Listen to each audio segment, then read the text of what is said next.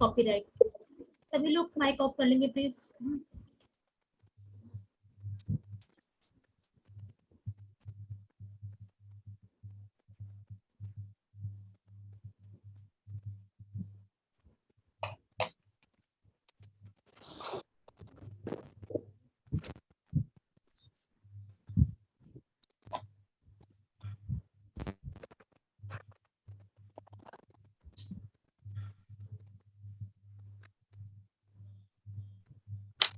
मेरी स्क्रीन सबको शो हो रही है क्या?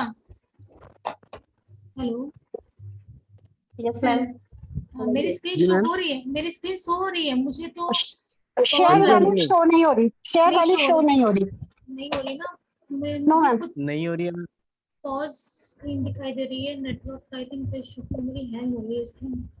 मुझे दोबारा स्टार्ट करना पड़ेगा, मुझे ऐसा लगता है। अगर दोबारा मिस मतलब नेटवर्क इशू से क्लास लीव हो जाती है तो दोबारा आप लोग ज्वाइन कर लेंगे। एक मिनट दोबारा ट्राई कर रही हूँ।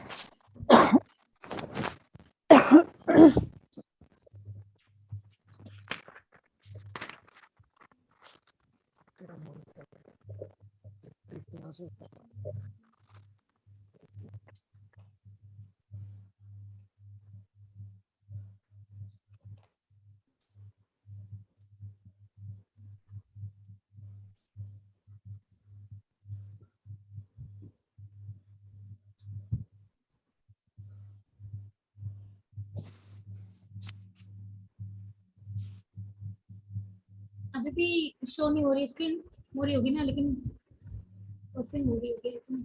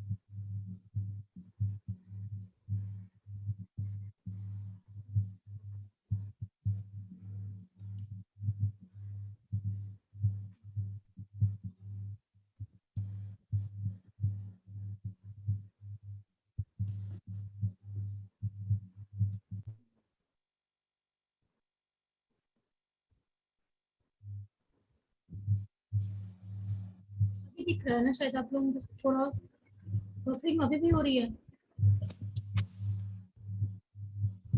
मैम मेरे इसमें तो वीडियो दिख रही है, विंडोज की स्क्रीन दिख रही है। Yes yes yes.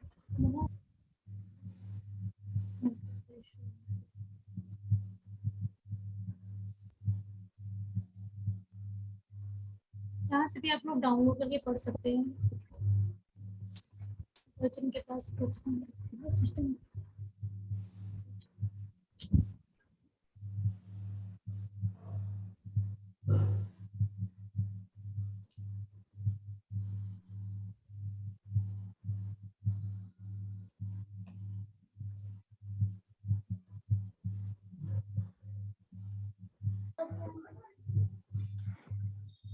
बेसिकली आपके पास ये किताब होगी, जब तक वो नहीं खुल रहा तब तक मैं इसको बता देती हूँ आपको, ठीक है।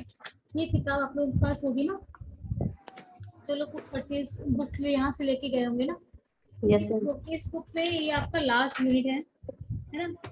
बौद्धिक संपदा अधिकार एवं सेंसरशिप, नीचे वाला पार्ट यहाँ पर दिख रहा है, नीचे वाला पार्ट लास्ट वाला 12वीं इकाई, ठीक है। ये इकाई है आपकी, जो प्लीज।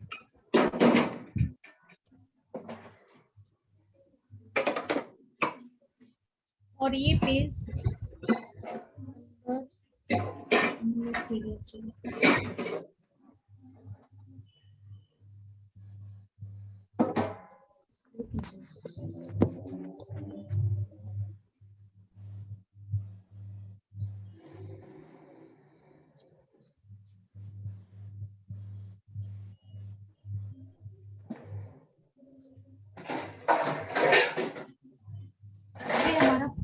ये हमारा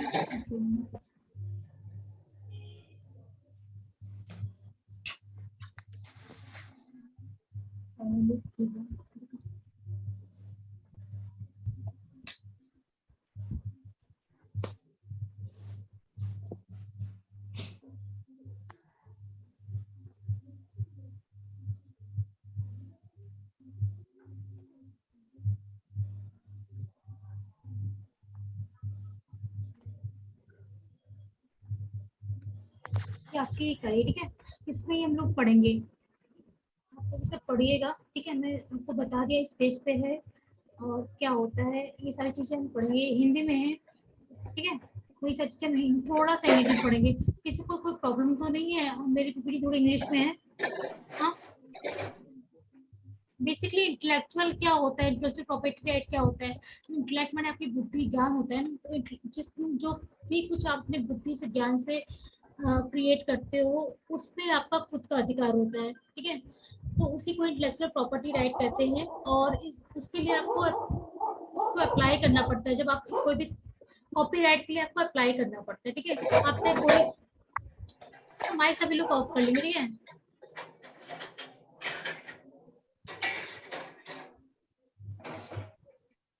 अब ये भी तो ये क्या होता है, इसके बारे में ही हम लोग पढ़ेंगे। पेटेंट कॉपीराइट, इंटेलेक्चुअल कॉपीराइट क्या होता है। बेसिकली जो भी चीजें हम अपने इंटेलेक्ट, अपने ज्ञान, अपने बुद्धि से क्रिएट करते हैं, उस पर हमारा अधिकार होता है। और उसको बिना हमारे परमिशन के कोई यूज करता है तो वो इन्फ्रिंजमेंट कहलाता है, यानी कि उसका उल्लंघन कहलाता है। तो उसके लिए भी बहुत सारी सजा, सजा वगैरह दी जाती है, बहुत सारे उसके लिए पनिशमेंट्स हैं, ठीक है। तो और उसके लिए हमें पहले अप्लाई करना पड़ता है कि वो उस पर हम अपना अधिकार जता सके, ठीक है। तो उसके लिए भी कुछ आवेदन किए जाते हैं। कुछ किसका माइक ऑन है? सरस्वती जी, आपने कैमरे सभी लोग ऑन कर ले, माइक ऑफ कर ले प्लीज, है ना। बीच में से बर्तनों की खड़खड़ाहट, पता नहीं क्या क्या सुनाई पड़ता है मुझे बीच बीच में, ठीक है। आप काम कर रहे हो तो काम कर लो, उसके बाद क्लास करो, बट थोड़ा सा ध्यान से करो ताकि दूसरों को डिस्टर्ब ना हो, प्लीज, है ना। यस। तो हम इसी के बारे में पढ़ेंगे, ठीक है। उद्देश्य क्या है इसके, और ये क्या होता है, ये कितने प्रकार के होते हैं, इसके लिए कौन कौन से हम लोग वर्ड्स यूज करते हैं, ठीक है। तो वो सारी चीजें हम लोग पढ़ेंगे। और इससे रिलेटेड कौन कौन से मतलब एक्ट हैं, कौन कौन सी चीजें एग्जामिनेशन में पूछी जाती है, कौन कौन से डेज इस पे आधारित है।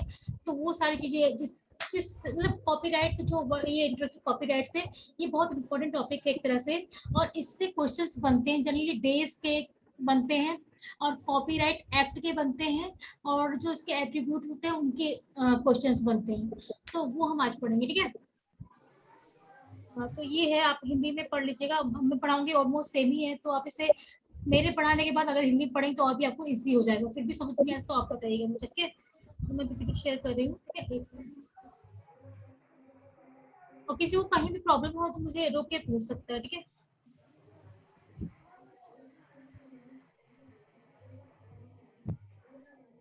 शो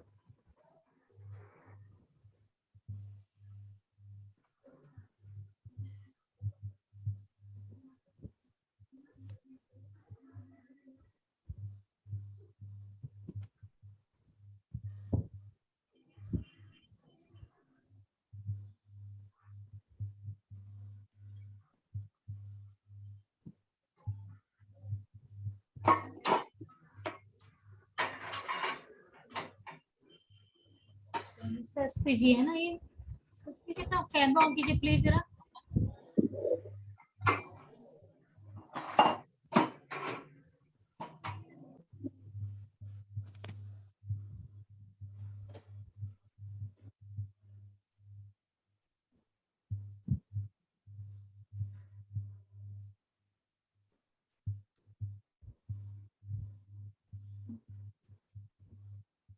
अभी सबको स्लाइड दिख रही है? Yes ma'am. पिछली बार स्लाइड दिख रही थी, कोई मुझे बताया भी नहीं, किसी ने लास्ट में बताया, मैंने देखा, ठीक है, तो बता दिया कीजिए अगर स्लाइड विजिबल ना हो आपको, ठीक है। तो इंटेलेक्चुअल प्रॉपर्टी राइट बेसिकली क्या होता है? इंटेलेक्ट ना हमारा बुद्धि होती है ना, तो हम अपने बुद्धि द्वारा, अपने ज्ञान द्वारा या अपने नॉलेज द्वारा जो भी हम कोई भी चीज बनाते हैं, लिखते हैं, या फिर हम उसको मतलब कुछ भी हो सकता है, वो बुक्स हो सकती है आपकी, कोई सॉन्ग हो सकता है, कोई कविता हो सकती है, कोई उपन्यास हो सकती है, ठीक है, कोई पेटेंट हो सकता है। तो वो सारी चीजें हमारी जो हम अपने ज्ञान से किसी से ले ना, मतलब खुद का जो होता है, खुद के ज्ञान से जो चीजें हम क्रिएट करते हैं अपने दिमाग से, वो हमारी प्रॉपर्टी कहलाती है, वो इंटेलेक्चुअल प्रॉपर्टी हमारी कहलाती है, बौद्धिक संपदा कहलाती है, ठीक है। और इसको हमें अपने मतलब अधिकार क्षेत्र में लाने के लिए कॉपीराइट एक्ट होता है एक, तो उसके लिए अप्लाई करना पड़ता है। तो उसके लिए अप्लाई करने के बाद हमारे पास एक अधिकार हो जाता है कि इस चाहे वो बुक है, या फिर पोयम है, या फिर हमने कोई इन्वेंशन किया है, या कोई डिजाइन बनाया है, या कोई चित्र बनाया है, तो वो सारी चीज, जो भी चीज हमने बनाया है अपने थॉट से, अपने ओरिजिनल मतलब थिंकिंग प्रोसेस से, तो वो हमारा अधिकार, हमारा उस पर हमारा अधिकार हो जाता है, और उसको बिना हमारे परमिशन के कोई यूज नहीं कर सकता है, ठीक है। तो वो हमारी, यही हमारी इंटेलेक्चुअल प्रॉपर्टी राइट कहलाता है, ठीक है। और इसको जो सिंबल से अगर बात करें तो ये इन सर्कल सी होता है, ठीक है। और ये जो मतलब कॉपीराइट कब इंट्रोड्यूस किया गया था, तो 1952 में इंट्रोड्यूस किया गया था यूनिवर्सल कॉपीराइट कन्वेंशन में, ठीक है। तो ये बेसिकली मोटा मोटा समझने की बात करें तो कोई भी हम कोई भी चीज बनाते हैं, कोई भी चीज क्रिएट करते हैं अपने दिमाग के ऊपर से, तो वो हमारा कॉपी इंटेलेक्चुअल प्रॉपर्टी कहलाती है, वो हमारी बौद्धिक संपदा कहलाती है, ठीक है। यहाँ तो कोई समस्या तो नहीं है। और ये बेसिकली जो वर्ल्ड इंटेलेक्चुअल प्रॉपर्टी राइट है, ये वीपो आपने नाम सुना होगा हो सकता है, वर्ल्ड इंटेलेक्चुअल प्रॉपर्टी ऑर्गेनाइजेशन, इसके द्वारा ये स्टैब्लिश किया गया था 1967 में। और इसमें क्या होता था कि ये मतलब जो अगर मान लो हमने कोई भी चीज बनाई है, कोई भी उपन्यास बनाया है, कोई भी पेटेंट बनाया है, या कोई इन्वेंशन की है, तो वो हमारे इंडिया में ना होकर पूरे ऑल ओवर वर्ल्ड में कोई यूज ना कर सके, इसलिए वर्ल्ड इंटेलेक्चुअल प्रॉपर्टी राइट में ये चीजें रखी गई कि ये ऑल ओवर वर्ल्ड में चीजें लागू होंगी, ना केवल इंडिया में। उस कॉपीराइट को पूरा वर्ल्ड मानेगा। हमारा अगर मान लीजिए हमने कोई बुक लिखी है, तो उस बुक की कॉपी कोई दूसरे देश में भी नहीं कर सकता है, उसको हमारी परमिशन लेना ही पड़ेगा, ठीक है। तो वर्ल्ड इंटेलेक्चुअल प्रॉपर्टी के राइट के थ्रू हम ऑल ओवर वर्ल्ड में हमारा उस पर्टिकुलर जो हमारे कृति होगी उस पर हमारे अधिकार होगा, और बिना परमिशन के हमारी वो कोई भी यूज नहीं कर सकता, ठीक है। तो जो वीपो में ये बात रखी गई थी, और ये वीपो का जो कन्वेंशन था वो 1967 में हुआ था, और ये यूनाइटेड नेशन की एजेंसी है, और ये बेसिकली इंटेलेक्चुअल प्रॉपर्टी राइट को प्रोटेक्ट करती है, ठीक है, ऑल ओवर वर्ल्ड, मतलब थ्रू आउट द वर्ल्ड में। और इसका जो हेडक्वार्टर है, ये क्वेश्चन बनता है कभी कभी, इस बात को जरूर नोट कर लीजिएगा, ठीक है। वीपो का हेडक्वार्टर कहाँ पे है, ठीक है, और वीपो की कन्वेंशन कब हुई थी, ये क्वेश्चंस बनता है, तो ये दोनों नोट कर लीजिएगा। आपका वीपो कन्वेंशन 1967, और इसका जो हेडक्वार्टर है वो जेनेवा स्विट्जरलैंड में है, ठीक है। और अगर हम बात करें कि प्रॉपर्टीज क्या का कौन कौन सी होती है, तो प्रॉपर्टीज की बात करें तो टेंजिबल होती है और इंटेंजिबल। टेंजिबल में भी दो प्रकार की होती है, जैसे कि आपका लैंड हो गया, है ना, आपका सॉरी लैंड इमेनुअल में आएगा, आपका मनी हो गया, ज्वेलरी हो गई, है ना। तो ये सारी आपकी मूवेबल है, यानी कि आप इसे एक जगह से दूसरी जगह स्थानांतरित कर सकते हैं। और इमूवेबल में क्या होगा, जैसे बिल्डिंग हो गई, आपकी लैंड हो गई, है ना, आपके फील्ड हो गए, तो ये सारी चीजें इमूवेबल हो गई, बट इसमें भी आपका अधिकार होता है, ठीक है। तो वो टेंजिबल प्रॉपर्टीज के अंतर्गत आती है। और अगर बात करें इनटेंजिबल की, तो इनटेंजिबल में आपका इंटेलेक्चुअल प्रॉपर्टी राइट आता है, जिसको हम मतलब छू नहीं सकती तरह से इंडस्ट्रियल कॉपीराइट हो गया, और कॉपीराइट रिलेटेड इंडस्ट्रियल कॉपीराइट में से कि आपका डिजाइन्स होता है, आपका मतलब जो इंडस्ट्रियल डिजाइन में ट्रेडमार्क्स होते हैं आपके, वो सारे आपके इंडस्ट्रियल डिजाइन कॉपीराइट के अंतर्गत आते हैं। तो इसको फर्दर हम लोग पढ़ेंगे कि ये इसके भी आईपीआर को भी हम लोगों ने फर्दर 5 भागों में कैटेगराइज किया हुआ है, ठीक है। तो वो कौन, हाँ यस मैम पहली स्लाइड दिख रही है तब से। अभी प्रॉपर्टीज की स्लाइड नहीं दिख रही है? नो मैम, पहले व्हाट इज आईपीआर दिख रहा है। अभी वीपो की दिखी? No ma'am. No no no. only first slides.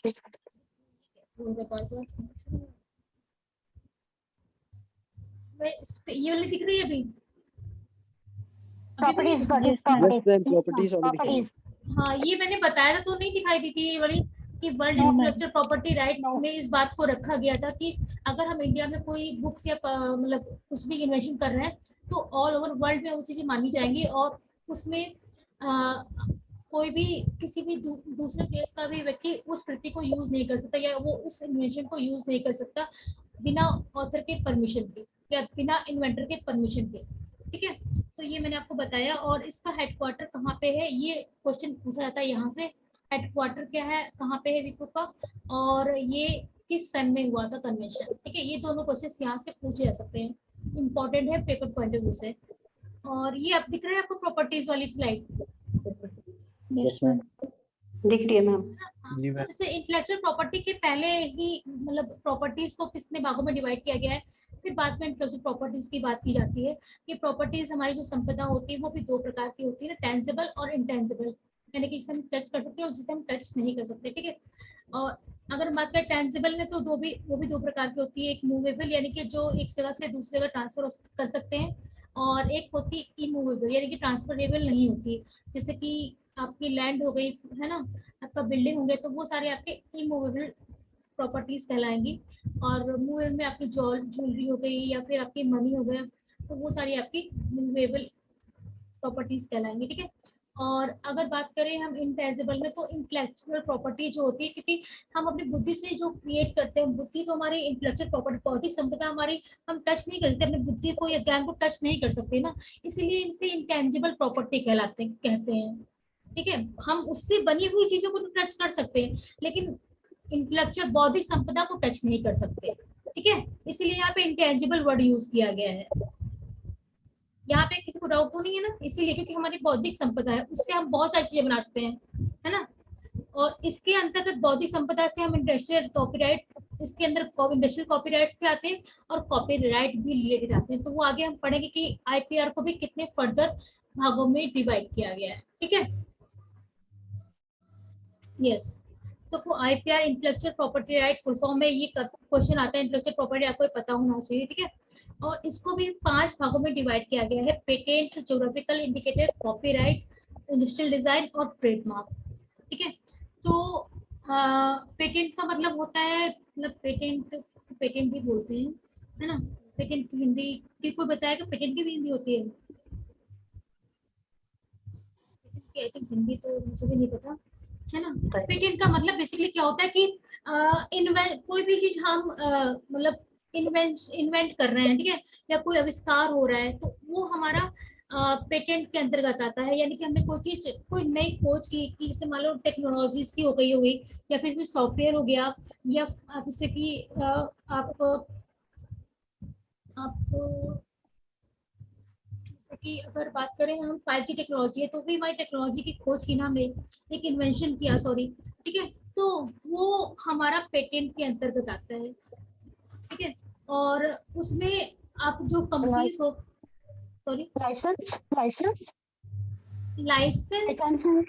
नहीं, लाइसेंस तो अलग चीज होगी ना। पेटेंट का मतलब सिर्फ आप पेटेंट का मतलब होता है कोई इन्वेंशन करना, कुछ चीज क्रिएट नहीं कर रहे, आप इन्वेंट कर रहे हैं कोई भी चीज। ठीक है, इस आईपीआर के अंदर भी 5 कैटेगरीज में डिवाइड किया गया है। जैसे मैंने अभी आपको बताया था ना कि आप इंटेलेक्चुअल प्रॉपर्टीज के द्वारा, यानी कि बौद्धिक संपदा के द्वारा बहुत सारी चीजों को बना सकते हो, बहुत सारी चीजों को क्रिएट कर सकते हो।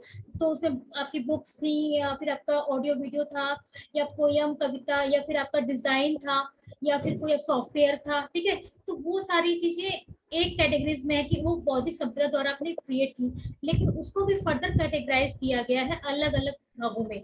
ठीक है, जैसे पेटेंट है, ज्योग्राफिकल इंडिकेटर है, कॉपीराइट है, और ट्रेडमार्क्स है, नेशनल डिजाइन, तो उसको कैसे कैसे अलग अलग भागों में डिवाइड किया वो बताया गया है। पेटेंट के अंदर बेसिकली इन्वेंशन आते हैं, या फिर आपके कोई भी आपने मतलब न्यू प्रोडक्ट बनाया है ना, जैसे कोई भी चीजें आपने कोई नया मटेरियल, अगर बात करें पेपर की, तो आपने कोई नया मटेरियल बनाया, या फिर जो आपका स्टील है, स्टार्टिंग में जब स्टील बना होगा तो उसका भी पेटेंट कराया गया होगा कि वो लोहे और किसी पटीले से मिलके स्टील को उन्होंने इन्वेंट किया है ना, नया मटेरियल बनाया। तो इस तरह से कोई भी चीज नई बनती है तो वो आपकी पेटेंट के अंतर्गत आती है, ठीक है। और अगर बात करें ज्योग्राफिकल इंडिकेटर की, तो इसमें क्या होता है कि उस पर्टिकुलर जगह की या स्थान की कुछ फेमस वस्तु हो सकती है, जैसे बनारसी साड़ी हो गई आपके, है ना, आपके मथुरा के पेड़े हो गए, है ना, आपके आगरा के पेठे हो गए, है ना। तो ये आपके क्या है ज्योग्राफिकल, और एक भदोई की कालीन है, तो ये वहाँ के पर्टिकुलर प्लेस को इंडिकेट करे, ज्योग्राफिकल प्लेस को इंडिकेट कर रहे हैं, तो वो ज्योग्राफिकल इंडिकेटर के अंतर्गत आते हैं, ठीक है। और कॉपीराइट की बात करें तो कॉपीराइट में आपके बुक्स हो गए, है ना, आपके जितने भी रिटन मटेरियल हो गए वो सारे आपके कॉपीराइट के अंतर्गत आते हैं। लिटरेरी वर्क हो गया आपका, वो सारे आपके कॉपीराइट के अंतर्गत आते हैं, ठीक है। और अगर हम बात करें इंडस्ट्रियल डिजाइन की, तो इंडस्ट्रियल डिजाइन में आपका जैसे कि कोका कोला की बोतल है, ठीक है, तो उसको डिजाइन, उसका एक यूनिक शेप होगा, वो किसी और भी अलग अलग, जैसे लिम्का है, कोका कोला है, तो उनकी अलग अलग कंपनियों की बोटल्स की अलग अलग डिजाइन है, तो वो हमारी इंडस्ट्रियल डिजाइन के अंतर्गत आती है। जैसे कि आप कोई घी का डिब्बा हो या फिर किसी भी ऑयल की बोतल का शेप हो, तो वो डिजाइन पर्टिकुलर सबकी अलग यूनिक होती है, वो मैच नहीं करती।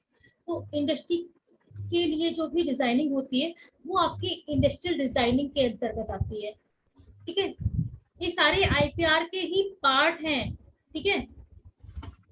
और ट्रेडमार्क का मतलब होता है कि आपकी ऑर्गेनाइजेशन का या फिर आपके फर्म का जो भी लोगो होता है ना, या फिर कोई भी मार्क है, सिंबल है, तो वो डिजाइन करना, वो भी एक यूनिक होता है। ये सारी चीजें यूनिक होती है, आप इसको मतलब मैच नहीं कर सकते। अगर कोई दूसरा सेम चीज यूज कर रहा है तो वो इंफ्रिंजमेंट कहलाता है, यानी कि उल्लंघन कर रहा है।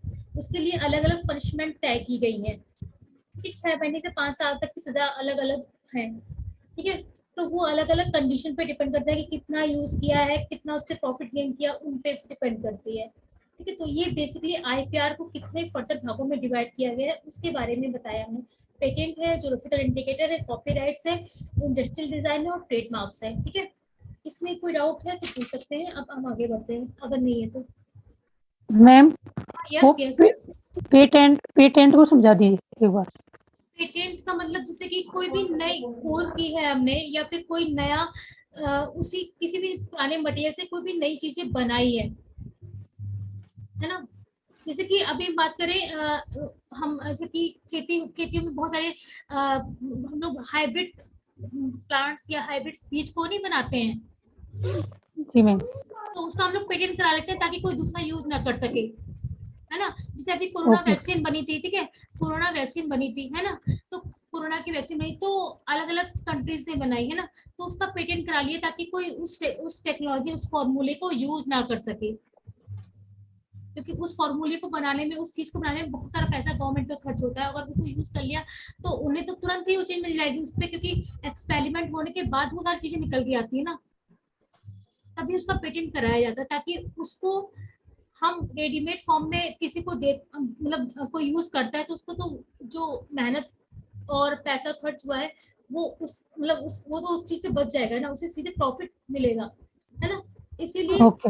हाँ, इसीलिए जो मेहनत और जो पैसा खर्च करके हमने वो फॉर्मूला या जो नई चीजें बनाई है ना, तो उसका हम पेटेंट कराते हैं ताकि उसको हम यूज कर सके या फिर हम उसे किसी को बेच सके, है ना। हम बेच सकते हैं क्योंकि अलग अलग देशों ने हमारे मतलब इंडिया को वो वैक्सीन मतलब फॉर्मूला बेचा था, या फिर उसको मतलब बेच सकते हैं आप, ठीक है, ताकि आप उससे प्रॉफिट गेन कर सके। जो आपने मेहनत की है या जो उसमें बनाने में आपने पैसे खर्च किए उसका आपको प्रॉफिट हो सके, इसलिए हम लोग पेटेंट कराते हैं, ठीक है।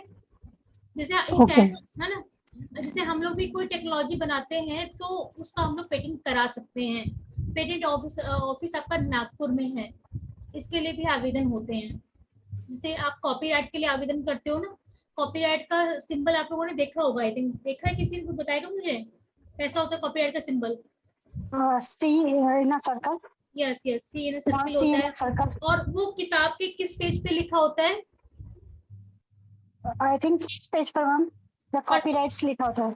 हाँ, words of the title page के पीछे लिखा होता है जनरली। टाइटल Yes, पेज के, हाँ, पब्लिकेशन की जो डिटेल होती है ना उसके पास ही लिखा Yes, होता ma'am. है। बस जैसे आप जब कॉपी कोई किताब लिखते हो ना, तो भी आपको कॉपीराइट वहाँ पे सिंबल उस किताब के पीछे जरूर लिखा होता है। किताब की अगर ये बुक है सपोज, तो आप बुक के जो टाइटल पेज है उसके पीछे जरूर लिखा होता है, उसके ऑथर के नाम के साथ में। जैसे कि आपको अब मैं दिखाती हूँ यहाँ पे, एक मिनट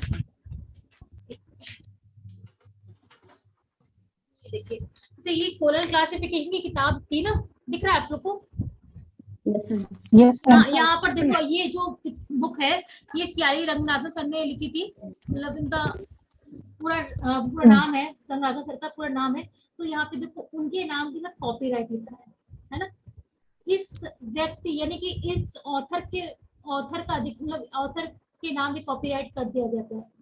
ठीक है, कॉपीराइट का मतलब कॉपीराइट उस ऑथर को उन्होंने अधिकार दे दिया कि इस कॉपीज को कोई यूज करता है तो वो आपसे परमिशन लेगा या फिर आपको पे करेगा। जो भी चीजें होती है वो आपके परमिशन के बिना नहीं कर सकता है। ठीक है, तो ये आपका सिंबल है और हमेशा ऑथर के साथ में लिखा जाता है।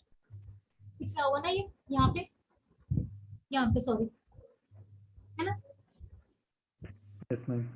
तो ये बेसिकली ये आईपीआर को कितने भागों में डिवाइड किया है वो चीजें हैं। और ये कुछ टर्म्स हैं, कौन कौन से टर्म्स यूज होते हैं कॉपीराइट के लिए। तो कॉपीराइट होल्डर होता है जो कि क्रिएट करता है ना। और अगर वो ज्वाइंट ऑथर वर्क है तो उसमें ज्वाइंट वर्क मतलब वो होता है, और उसमें आपका ज्वाइंट वर्क के अंतर्गत आती है वो चीज। और कॉपी लेफ्ट क्या होता है? कॉपी लेफ्ट मतलब कि आप ओपन एक्सेस में वो चीजें, है ना, उसमें आपका मतलब फ्री एक्सेस है, ओपन सोर्स सॉफ्टवेयर है या भी कोई भी चीजें आप फ्रीली यूज कर सकते हैं तो वो सारी आपकी कॉपी लेफ्ट कहलाती है। ठीक है, ओपन एक्सेस में अवेलेबल है। बहुत सारे सॉफ्टवेयर्स हैं आपके उस पे, है ना। मतलब कि जो ऑथर होता है वो उस पे अपना अधिकार नहीं जताता, कोई भी यूज कर सकता है, उसे डिस्ट्रीब्यूट कर सकता है, रीयूज कर सकता है और शेयर भी कर सकता है। ठीक है, तो वो कॉपी लेफ्ट के अंतर्गत आती है। ये टर्मिनोलॉजीज कभी कभी पूछ जाती है, इसलिए आपको कॉपी लेफ्ट का पता होना चाहिए। कॉपीराइट होल्डर तो ये नाम से ही मालूम चल रही है कि कॉपीराइट होल्डर यानी कि मतलब जो क्रिएटर है ना, जो मतलब जो अधिकार रखता है उस कॉपीराइट पे, वो आपका कॉपीराइट होल्डर कहलाता है। ठीक है, अगर ज्वाइंट वर्क है तो आपका मतलब 2-3 लोग कर रहे हैं तो वो ज्वाइंट वर्क होल्डर कहलाता है। ठीक है, तो ये आपका कुछ टर्मिनोलॉजीज हैं। और एक सेकेंड, ये कॉपीराइट का सिंबल है। और कॉपीराइट में क्या क्या चीजें आती हैं यहाँ पे बताई गई है। लिटरेरी वर्क हो गया आपका, जैसे कि कोई भी मतलब म्यूजिक आपका ड्रामा हो, सॉरी आपका उपन्यास हो सकता है, आपकी कविता हो सकती है ना, आपका बुक हो सकता है, तो वो सारे आपके लिटरेरी वर्क के अंदर आएंगे। म्यूजिकल वर्क में आपका कोई भी सॉन्ग हो सकता है, वो सारी चीजें हो सकती है। ड्रामा हो सकता है, ठीक है। और कोई भी मतलब डिजाइन हो सकती है, वो सारी आपकी फोटोग्राफ्स हो सकती है, पेंटिंग हो सकती है, तो वो सारी सब मोशन पिक्चर हो सकती है। तो ये सारे आपके कॉपीराइट के अंतर्गत आते हैं। ठीक है, इसमें पेटेंट नहीं आया है, देखिए, है ना, अलग अलग चीजें हैं। वो सारी चीजें आईपीआर के अंतर्गत आती है, लेकिन आईपीआर में भी अलग अलग टाइप मतलब अलग अलग भागों में उसको विभाजित किया गया है। ठीक है, तो ये सारे चीजें आती हैं। एक बात और, एक यहाँ पे नोट भी लिखा है कि अगर जब तक आपका कोई भी थॉट मतलब एक किसी भी फॉर्म में return, recorded, audio video form में अवेलेबल नहीं है, तब तक वो कॉपीराइट के अंतर्गत नहीं आएगा। सपोज अगर आपने सोचा कि हाँ ये मतलब ये पोएम सोच लिया आपने, लेकिन उसे मतलब लिखा नहीं, आपने सोचा बस केवल कि हाँ, तो वो आपका थॉट जो होता है वो आपका आप कॉपीराइट के अंतर्गत नहीं आएगा। कॉपीराइट पहले लिखेंगे फिर आप पास कराएंगे तभी आपका कॉपीराइट के अंतर्गत आएगा। ठीक है,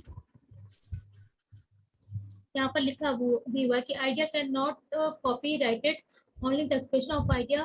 मतलब एक्सप्रेस कर दिया तो ठीक है, लेकिन आपने सोचा तो वो आपका कॉपीराइट के अंतर्गत नहीं आएगा। ठीक है, और डेरिवेटिव वर्क्स क्या होते हैं? डेरिवेटिव वर्क्स मतलब कि कई लोगों के मदद से मतलब एक यौगिक वर्क बेसिकली होता है, जिसमें कि जैसे मूवी हो गई, ऑथर हो गया, जिसमें बहुत सारे लोग जुड़े होते हैं। जैसे मूवीज अगर बनाते हैं तो उसमें बहुत सारे लोग होते हैं, नॉवेल होती है तो उसमें बहुत सारे होते हैं, मतलब ऑथर्स होते हैं या बहुत सारे लोग इन्वॉल्व होते हैं, तो डेरिवेटिव वर्क्स का मतलब होता है कि यौगिक कार्य, ठीक है।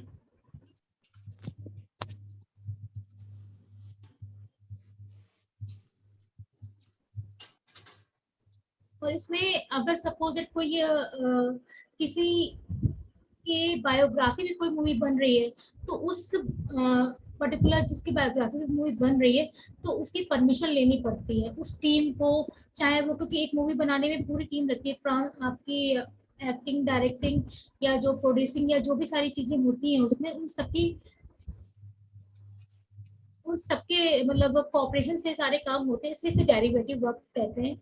और इस डेरिवेटिव वर्क के लिए जो मतलब उस डेरिवेटिव वर्क जिस पे बेस्ड है, चाहे वो मूवी हो, चाहे वो आपका ड्रामा हो या किसी की बायोग्राफी, उससे आपको परमिशन लेनी पड़ती है, ठीक है।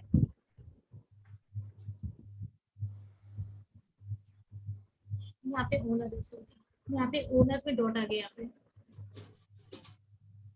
यहाँ पे लिखा this means that the author और derivative obtain permission for the derivative work from original copyright owner. यानी कि अगर मान लिया कोई डेरिवेटिव वर्क, यानी कि कोई मूवीज बन रही है, तो किसी की बायोग्राफी बन रही है, कोई भी ड्रामा बन रही, तो उस ड्रामा के राइटर या फिर उस बायोग्राफी के जिस पे बेस्ड है, किसी भी मान लिया सचिन तेंदुलकर पे बायोग्राफी है और उस पर कोई मूवी बन रही है, तो उसकी परमिशन लेने के बाद ही पूरी जो मतलब मतलब पूरे लोग जो भी होते हैं उसके, वो काम कर सकते हैं, ठीक है, वो डेरिवेटिव वर्क कहलाते हैं, ठीक है। यस।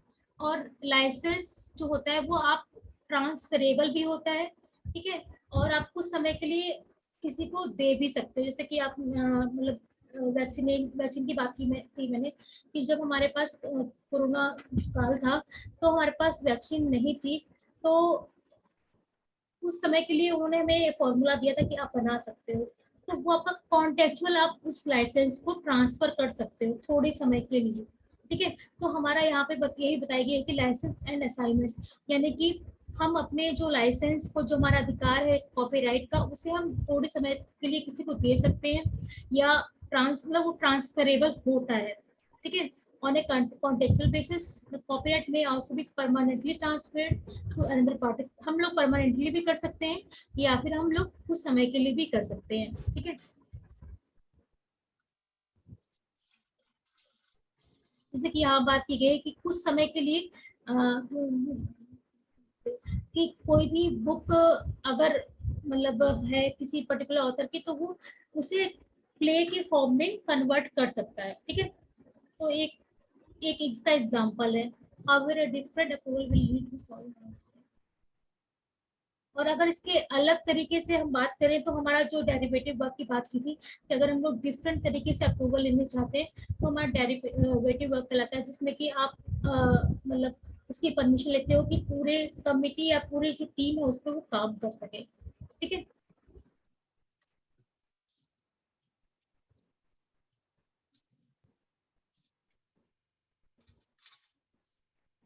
और इसके कुछ एक्सेप्शंस हैं, से राइट एंड एक्सेप्शंस हैं कि आप अगर किसी का कोई आपको थोड़े समय के लिए अपना राइट दे रहा है, या कोई लाइसेंस दे रहा है, कॉन्टेक्चुअल दे रहा है, या फिर आपको परमानेंटली भी ट्रांसफर कर रहा है, तो कुछ ना कुछ एक्सेप्शन भी होते हैं उसके, कि आपको उसके इकोनॉमिक राइट को ध्यान में रखना चाहिए, और साथ साथ मॉरल राइट को भी ध्यान में रखना होता है, क्योंकि ये बहुत इंपॉर्टेंट, क्योंकि अगर उसके मॉरल राइट कहीं ना कहीं मतलब कहीं ना कहीं उनको क्षति पहुंच रही है, तो वो उस ऑथर को नुकसान हो रहा है, ठीक है।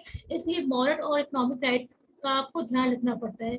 और इकोनॉमिक राइट के अंतर्गत बात की जाए, तो आपकी कॉपी कर सकते हैं आप, है ना, उसका ट्रांसलेट कर सकते हैं और फोटो कॉपी कर सकते हैं, ठीक है। और अगर बात करें मॉरल राइट में, तो मॉरल राइट में क्या होता है कि आप, जैसे कि आप कोई भी मतलब कोई भी आप सपोज कोई बुक पढ़ी आपने, ठीक है, और बुक के बाद उससे रिलेटेड आप कुछ लिखना चाहते हो, तो हम उसके थॉट को या फिर उसकी कोई लाइन को लेते हैं, तो उसे हम एक्नॉलेज जरूर करते हैं। जैसे आप कोई जर्नल लिख रहे होते, तो हम कई सारे जर्नल पढ़ते हैं, उसके बाद हम कोई जर्नल लिख रहे होते, तो अगर हम उसकी लाइन को, या जब हम लोग कोई पीपीटी भी बना रहे होते हैं, तो अगर हमने कहीं से डेफिनेशन ली है, तो हम उस डेफिनेशन को कोट करते हैं कि हाँ, यहाँ से हमने ली है, है ना। जैसे मैंने पीपीटी प्रेजेंटेशन में क्या नीचे लिखा था कि हाँ ये हमने यहाँ से लिंक लिया था, ठीक है। तो जिससे कि हम उसको एक्नॉलेज कर रहे हैं, उसको मतलब बता रहे कि हमने यहाँ से लिया, उसको ही सम्मान दे रहे कि मैं यहाँ से लिया, अपना उस पर अधिकार नहीं जता रहे कि हाँ मेरा एक खुद का वर्क है। तो ये हमारे ये उस ऑथर के मॉरल राइट कहलाते हैं, ठीक है।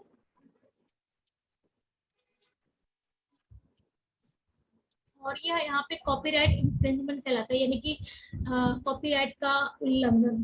This refers to the illegal use of works without the owner's consent, यानी कि इलीगल रूप से हम किसी भी ऑथर के काम को उसके बिना परमिशन के यूज कर रहे हैं, तो वो हमारा कॉपीराइट इन्फ्रिंजमेंट कहलाता है, यानी कि मतलब कॉपीराइट का उल्लंघन करना, ठीक है। Infringement could also refer to the violation of moral rights. हाँ, मॉरल राइट को भी इन्फ्रिंजमेंट के अंतर्गत रखा जा सकता है, क्योंकि अगर हम उसके वर्क को यूज कर रहे हैं और उसे एक्नॉलेज नहीं कर रहे हैं, तो वो भी कहीं ना कहीं इसका मॉरल राइट, जो मैंने भी बताया था प्रीवियस स्लाइड में, ठीक है। तो ये भी हमारा कॉपीराइट के इन्फ्रिंजमेंट के अंतर्गत आता है, ठीक है। तो ये प्लेजरिज्म हो गया, डैमेज हो गया, या मॉरल राइट, ये तीनों आपके कॉपीराइट इन्फ्रिंजमेंट के अंतर्गत आते हैं।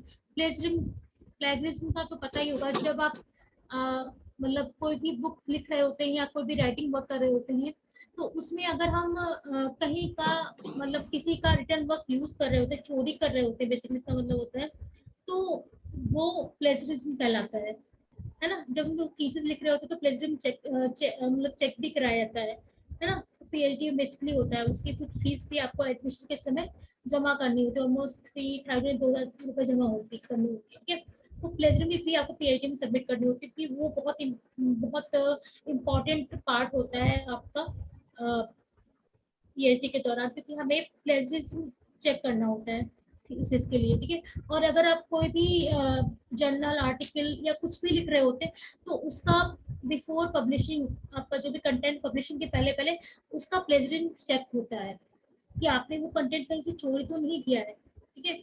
तो और उसकी भी आपकी कितना परसेंट आपने कहाँ से लिया, उसकी अलग अलग मतलब पनिशमेंट्स भी होती हैं। थीसिस के केसेस में अलग होती है और आपके अदर केसेस में अलग होती है, ठीक है। आपका जर्नल में 20% आप मतलब माफ होता है, बाकी आप उससे ज्यादा नहीं कर सकते हो, ठीक है। तो ये प्लेजरिज्म होता है और आपका डैमेज नहीं हो सकता, आपका मॉरल राइट जो आपका आपने बताया था कि आपको एक्नॉलेज करना होगा, ठीक है। तो वो सारी चीजें आपकी इस तरह के जितने भी मतलब आप चोरियां करते हो या आप नुकसान पहुंचाते हो, आप या उनको सम्मान नहीं देते हो उनके वर्क को यूज करने के बाद, तो वो सारी आपकी कॉपीराइट इन्फ्रिंजमेंट के अंतर्गत आते हैं, ठीक है। और पब्लिक डोमेन के जैसे हम लोग मतलब पब्लिक डोमेन का मतलब होता है ना कि हम पब्लिकली वो ओपन है और हम उसे आके यूज कर सकते हैं। Public domain refer to work that are not protected by copyright, यानी कि वो कॉपीराइट के द्वारा प्रोटेक्टेड नहीं है, यानी कि कोई भी जाके यूज कर सकता है। हम लोग कहते हैं ना कुछ चीजें पब्लिक डोमेन में पड़े, कोई भी जाके इसे यूज कर सकता है, तो वो पब्लिक डोमेन कहलाती है, ठीक है। यानी कि आप फ्री एक्सेस है, आप उसे यूज कर सकते हैं, ठीक है, लेकिन उसकी भी कुछ सर्टेन कंडीशन होती है ना। तो वो हम आगे पढ़ेंगे। This means that anyone may copy, reuse और share, distribute and the created work. जैसे कि काफी चीजें आपके पब्लिक डोमेन में पड़ी हुई, जैसे कुछ बुक्स पड़ी हुई हैं आपके, कुछ सॉफ्टवेयर्स हैं, बहुत सारी चीजें हैं जो कि पब्लिक डोमेन में कोई भी यूज कर सकता है, कोई भी उसे कॉपी कर सकता है, कोई भी उसे रीयूज कर सकता है, शेयर कर सकता है, रिडिस्ट्रीब्यूट कर सकता है, ठीक है। तो वो आपके पब्लिक डोमेन में जो भी चीजें होती हैं वो आप आसानी से यूज कर सकते हैं और शेयर भी कर सकते हैं, ठीक है। और ये एग्जांपल्स हैं, जैसे कि प्रोजेक्ट गुटेनबर्ग हो गया आपका, हाथी press, LibriVox, collection of audio books. तो ये सारे पब्लिक डोमेन के एग्जांपल्स दिए गए, ठीक है। प्रोजेक्ट गुटेनबर्ग पता है आपको, मिलेनियम बुक प्रोजेक्ट के अंतर्गत ये बना था ना। यहाँ पर बहुत सारी बुक्स आपको फ्रीली अवेलेबल है, आप उसे डाउनलोड करके पढ़ भी सकते हो। हाथी प्रेस पे भी बहुत सारी बुक्स अवेलेबल हैं, आप उसे आराम से मतलब पढ़ सकते हो। किसी ने वेबसाइट खोली है कभी कभी, इस पे गया हुआ कोई गया हुआ है? हुँ? आप लोग इसे देखिएगा, बहुत इंपॉर्टेंट चीजें हैं। बाद में स्टार्टिंग में आप कभी ये भी पूछा था कि प्रोजेक्ट गुटेनबर्ग क्या है, ठीक है। ये पब्लिक डोमेन का है या फिर आपका मतलब नहीं है, इस तरह के क्वेश्चन हमसे पूछ सकते हैं। तो ये प्रोजेक्ट गुटेनबर्ग क्या है ये आप देखिएगा, ठीक है। और ऑर्फन वर्क बेसिकली क्या होता है, जिसका ऑर्फन का मतलब ऐसे होता है ना, अनाथ होता है एक तरह से, कि जैसे कि बहुत पहले की जो भी किताबें हैं हमारे पास अवेलेबल तो है, लेकिन उनका कोई ऑथर नहीं, क्योंकि पहले ऑथर का नाम जनरली हम लोग लिखते नहीं थे, या कोई कॉपीराइट का इशू तो पहले था नहीं कि हम लोग उसके नाम से कुछ करा रहे हैं, है ना। तो ये उनके लिए मतलब प्रयोग में लाया था जिनका कोई भी दावेदार नहीं होता, उनको उसका कोई ऑथर मेंशन नहीं है, तो वो सारे ऑर्फन वर्क कहलाते हैं। जैसे कि कबीर दोहा, कबीर दोहावली में आपके उनके शायद 1 लाख दोहे थे, 1.25 लाख शायद दोहा थे, लेकिन उनके मिले हैं ऑलमोस्ट 10,000 दोहा ही मिले हैं, ठीक है। तो उस केस में उनका कोई भी मिसयूज कर सकता है क्योंकि ऑर्फन वर्क है।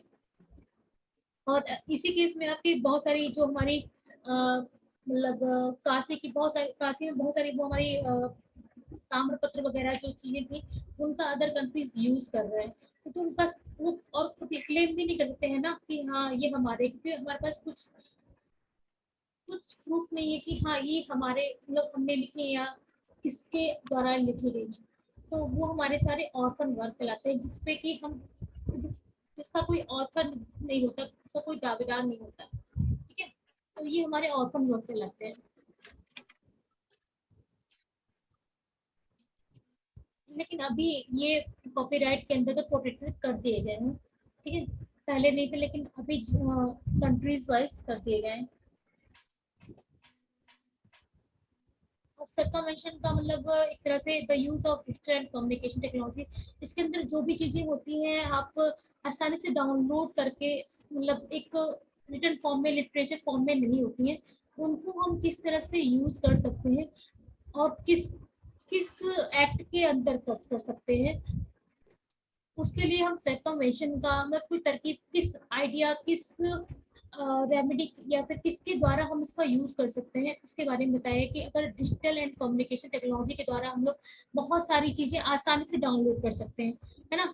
तो उसके लिए भी रूल्स हैं कि आप आसानी से डाउनलोड नहीं कर सकते, कुछ चीजों कुछ रिस्ट्रिक्शन लगाए गए हैं, ताकि हमारे पास टेक्नोलॉजी होते हुए भी हम उस चीजों जो कॉपीराइट चीजें हैं उसको अवॉइड कर सकें, ठीक है। तो वो आपका digital millennium digital right management के अंतर्गत आता है, जिससे कि आप डिजिटली जो चीजें अवेलेबल हैं आप उसे डाउनलोड ना कर सकें, ठीक है। तो उसके लिए digital millennium digital right management हमारे पास है ना। डिजिटल मिलेनियम एक्ट भी है इसके लिए, जिसके द्वारा आप बिना परमिशन के आप उसको कोई भी डिजिटल कंटेंट को डाउनलोड नहीं कर सकते, ना ही पढ़ सकते हो और ना ही आप उसे स्टोर कर सकते हो, ठीक है। तो ये आपके जितने भी ई कंटेंट है उनके लिए है, ठीक है। और ये क्रिएटिव कॉमन्स है बेसिकली। और यहाँ पे क्रिएटिव कॉमन्स क्या होता है ये बताया गया है, एक लाइसेंस है, ठीक है। और creative commons is a non profit organisation that enables the sharing and use of creativity knowledge through free legal tools, ठीक है। तो क्रिएटिव कॉमन लाइसेंस एक मतलब एक ऑर्गेनाइजेशन है, और इसमें हम क्रिएटिव वर्क को कैसे शेयर कर सकते हैं, है ना। तो उसको कुछ टूल्स के द्वारा हम शेयर कर सकते हैं, उसके बारे में हम यहाँ पढ़ेंगे।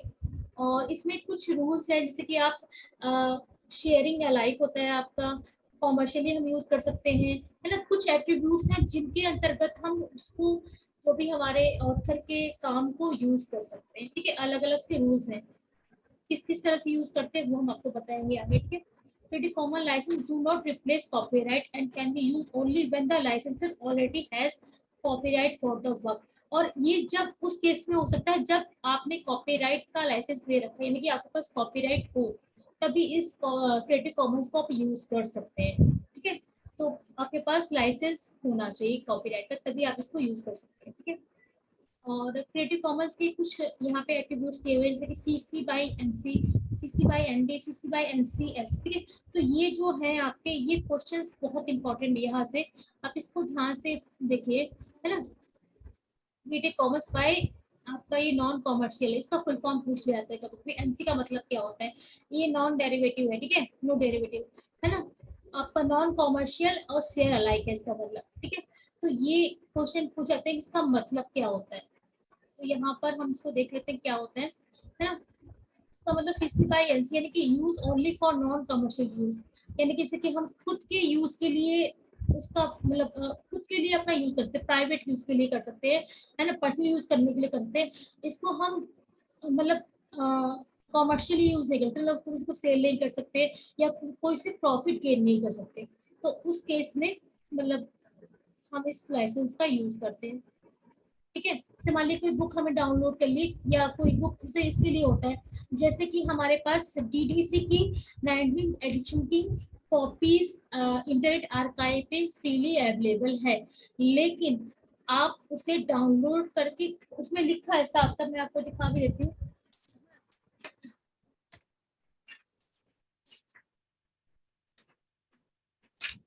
उसके पेजेस में लिखा हुआ है कि आप उसको डाउनलोड कर सकते हो, है ना, लेकिन देखो यहाँ पे लिखा है, ये जब आप डाउनलोड करोगे ना, तो यहाँ पे ये आपको अंडरलाइन वाला जो पेज देख, अंडरलाइन वाली जो लाइन दिख रही है ना, वो पढ़ेगा कि आप पर्सनली यूज कर सकते हो, है ना, लेकिन आप उसका कॉमर्शियली यूज के लिए यूज नहीं कर सकते। यहाँ पे आपको नीचे वाली लाइन दिख रही है जो अंडरलाइन की हुई है।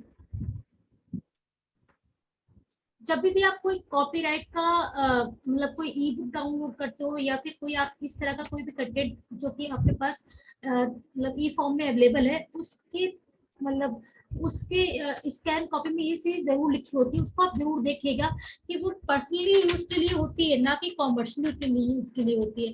ठीक है, तो इसलिए यहाँ पर अगर आप उसको यूज करते हुए पाए जाते हो, तो वो आपकी इन्फ्रिंजमेंट के अंतर्गत आती है और आपको उसके लिए पनिश किया जा सकता है। ठीक है, ये समझ में आ रहा है कि नहीं आ रहा है? प्रॉब्लम हो तो आप पूछ सकते हैं। ठीक है, और यहाँ पे सीसी बाय एनडी यानी कि no derivative works can be made, इसमें आप कोई अपना डेरिवेटिव वर्क्स नहीं कर सकते। ठीक है, इसके द्वारा मतलब ये अगर इसको डाउनलोड करते तो कोई भी आप इसके द्वारा कोई भी टीम वर्क से कोई भी चीज आप बना नहीं सकते। No derivatives work can be made, यानी कोई फिल्म हो गई, कोई आप कोई मतलब कोई वीडियो हो गया, तो आप उससे बना नहीं सकते इस पर्टिकुलर जो भी आप डाउनलोड करोगे। ठीक है, सीसी बाय एनसी एस का मतलब होता है नॉन कॉमर्शियल और शेयर अलाइक। ठीक है, डेरिवेटिव वर्क्स में be permitted but with specific provision, हम उसको मतलब डेरिवेटिव वर्क्स में भी परमिटेड, कुछ स्पेसिफिक प्रोविजन के अंतर्गत हम उसको यूज कर सकते हैं। ठीक है, जैसे कि to share, copy, distribute and transmit the work, यानी कि हम उसको शेयर कर सकते हैं, कॉपी कर सकते हैं, डिस्ट्रीब्यूट कर सकते हैं। ठीक है, और रिमिक्स करते हैं, यानी कि हम उसको adapt the work under the following condition. हाँ, यानी कि हम उसे रिमिक्स कर रहे हैं तो हम उसे क्रेडिट दे रहे हैं। जैसे मान लीजिए कि हमने कोई अपना बुक लिखा है या कोई अपना आर्टिकल लिख रहे हैं, तो हम उसका यूज कर रहे हैं अपने कंटेंट में, तो हम उसको उसको क्रेडिट दे रहे हैं या फिर हम उसे एक्नॉलेज कर रहे हैं। ठीक है, ठीक है, तो ये हमारा रीमिक्स कहलाता है। ठीक है, शेयर अलाइक का मतलब होता है इफ यू रिमिक्स, ट्रांसफॉर्म और build upon the material you best use your permission, same और कंपैरेटिव, मतलब जब ऑथर होता है वो परमिशन देता है कि आप ये मॉडिफिकेशन हमारे कंटेंट में कर सकते हैं, है ना, ये ऑथर परमिशन देता है। ठीक है, कि आप शेयर लाइक कर, यानी कि आप उसमें कोई भी रिमिक्स कर सकते हैं, कोई भी एडिट कर सकते हैं, है ना, और लेकिन आप उसको सेम लाइसेंस के अंतर्गत डिस्ट्रीब्यूट करेंगे। ऐसा नहीं कि आपने थोड़ा भी एडिट किया है, थोड़ा भी इसमें रिमिक्स किया और उसे अपने नाम से आपने मतलब डिस्ट्रीब्यूट कर दिया। ठीक है, अपने लाइसेंस के अंदर, तो वो आपका शेयर अलाइक कहलाता है। ठीक है, सेम और compatible licence as the original. ठीक है, जो ओरिजिनल था उसी के अंतर्गत आप उसे शेयर करेंगे, अपने मन से नहीं कर सकते। ठीक है, अपना नहीं कर सकते लिंक बना के, शेयर अलाइक कहलाता है, यानी कि CC by NCA no commercial share alike. ठीक है, यहाँ तक कोई प्रॉब्लम है अभी? ये इंपॉर्टेंट है, इसकी फुल फॉर्म जरूर पूछे जाते हैं। ठीक है, ये आपके इवन नेट के क्वेश्चन में पूछे जाते हैं कि इसका मतलब क्या होता है इसका, और या फिर आपका सबसे ज्यादा हाँ, ये वाला सबसे ज्यादा यूज होता है CC by, work can B use by others but only if credit is given. ठीक है, सीसी बाई का भी यूज किया जाता है, सबसे ज्यादा कौन सा यूज होता है, ये क्वेश्चन पूछा जाता है। ठीक है, तो इस तरह से क्वेश्चन बनते ही बनते हैं आपके। जैसे कि सीसी बाई का यूज हम लोग बहुत करते हैं कि हम लोग वर्क को यूज करते हैं, बस क्रेडिट देते हैं, एक्नॉलेज करते हैं, इन्वर्टेड कॉमा के अंदर कभी उसका नाम दे देते हैं कि ये हमने इन ऑथर का ये इस जर्नल से हमने कंटेंट लिया है। ठीक है, यहाँ तो कोई प्रॉब्लम तो नहीं है किसी को। और ये वैलिडिटी ऑफ आईपीआर, अलग अलग एक वैलिडिटी होती है हर मतलब आईपीआर की, जो भी हमने आपको बताया था कि कॉपीराइट अगर हम बात करें, जो बुक्स होती हैं, जो लिटरेरी वर्क होते हैं, उनकी कॉपीराइट की एक लिमिटेड ईयर होता है, वैलिडेशन ईयर होता है, जो कि 60 ईयर्स होता है, यानी कि ऑथर के डेथ के 60 साल तक उस बुक या जो भी उसका राइटिंग वर्क होगा उस पर उसका अधिकार होगा। ठीक है, तो ये हमारा उसकी ये वैलिडिटी पूछी जाती है। वैलिडेशन ईयर जो पीरियड होता है ना, वैलिडेशन पीरियड, ये पूछा जाता है कि कॉपीराइट का जो वैलिडेशन ईयर कितना होता है। तो ये ऑथर की डेथ के आफ्टर 60 ईयर्स तक होता है। और अगर सपोज दैट ज्वाइंट ऑथर है या 3-4 ऑथर है, तो जो सबसे कम उम्र का ऑथर होगा उसके मृत्यु के 50 साल तक कोई भी उस कृति को यूज नहीं कर सकता है। ठीक है, और ट्रेडमार्क जो आपका मतलब कि जो लोगो होते हैं या जो भी मतलब आपके, वो आपके ट्रेडमार्क के अंतर्गत आते हैं। और इसका लाइफ लॉन्ग होता है, मतलब एक बार आपने कोई भी मतलब जैसे यूनिवर्सिटी का लोगो है, ठीक है, तो आपने एक बार लोगो डिजाइन करा लिया, अब वो आपके लाइफ टाइम के लिए हो गया, लेकिन आप उसको रिन्यू कराना पड़ता है ताकि आप उसको मतलब आप कोई उसको यूज ना कर सके, तो उसके लिए रिन्यूअल प्रोसेस होता है, जो कि हर 10 साल के बाद आपको करना होता है। अगर वो नहीं करेंगे तो आपका एक्सपायर हो जाता है। ठीक है, और ठीक है, ये आपका ट्रेडमार्क का है, किसी भी कंपनी का या किसी भी इंस्टीट्यूट का जो लोगो डिजाइन होता है वो आपका ट्रेडमार्क कहलाता है। ठीक है, और यही सेम चीज पेटेंट के लिए होती है, 20 ईयर्स के लिए होती है ना। और अगर आप चाहें तो उसे 10-20 साल बाद कर सकते हैं, अदरवाइज वो गवर्नमेंट का होता है और हर कोई यूज कर सकता है उस पेटेंट को। ठीक है,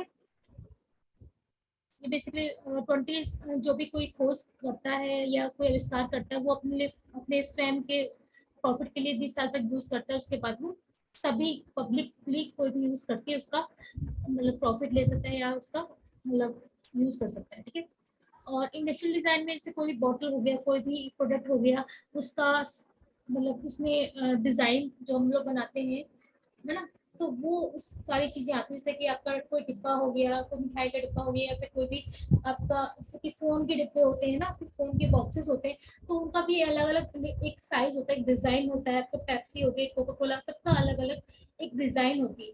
तो वो सारी चीजें जो जिसमें डिजाइन दी जाती है वो आपका इंडस्ट्रियल डिजाइन के अंतर्गत आता है।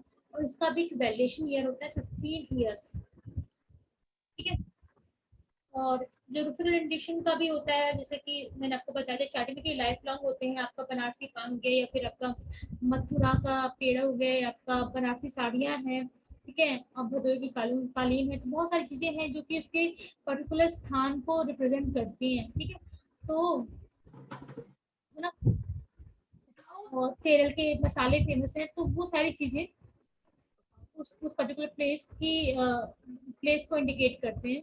और इसके लिए भी आपका 10 साल बाद रिन्यू कराना पड़ता है, अदरवाइज वो कुछ समय बाद वो फिर मतलब कोई और मतलब यूज कर सकता है उसको। इसलिए 10 साल। हेलो, सारा अंदर पानी चला गया है, यहाँ देख, ठीक है, यहाँ देख, ये बैठ जा वहाँ शांत हो। इसका माइक ऑन है। तो रखो, पानी में रख रहा उसको, जहाँ से निकाला वहीं रख। इसका आपका है क्या? आप श्वेता नहीं नहीं, आपका नहीं, सॉरी, सरस्वती जी हैं ये। सरस्वती जी अपना माइक कैमरा ऑन कीजिए।